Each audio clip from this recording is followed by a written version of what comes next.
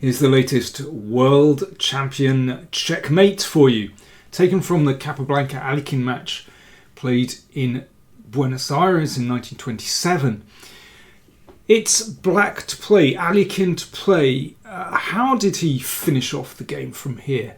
Involves just a little bit of calculation. Isn't too tricky, but you do need to think ahead a little bit. So black to play and win from here. This match in 1927 was a real upset. Everyone considered Capablanca, the reigning world champion, to be the clear favourite.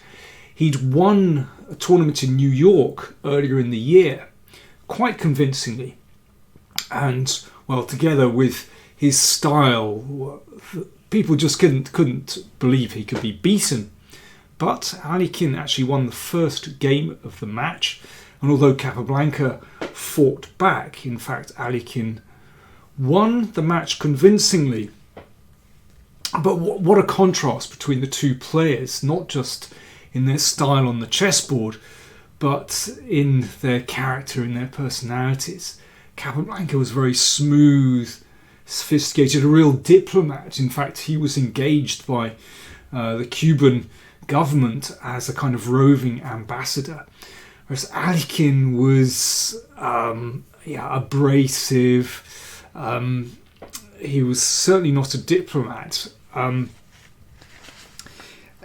He'd had to flee the Soviet Union after the Bolsheviks took power. He somehow survived there for a couple of years, but managed to flee, and was resident in Paris. He was of the Russian nobility, and of course he wouldn't have been able to survive long in the Soviet Union. And that must have scarred him terribly. Certainly didn't have a positive effect on him.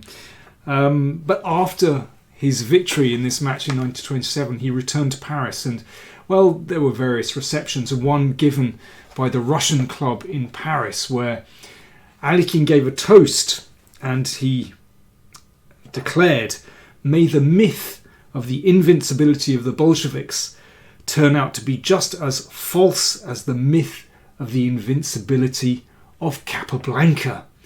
Certainly not very diplomatic from Alekhine, and from that point on, Alekhine was regarded as an enemy of the Soviet state.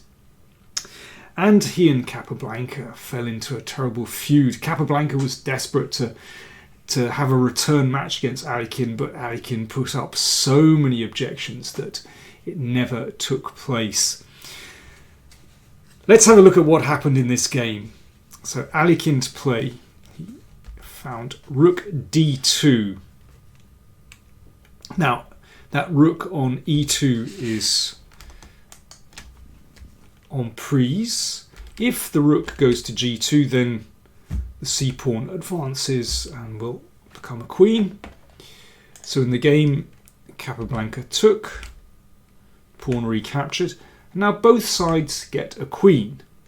I think one can calculate this far, but you have to be able to spot that actually it's checkmate immediately. So a check here, a check on f1, and that's it, because if the queen interposes, then queen h1 is checkmate immediately. Very nice indeed.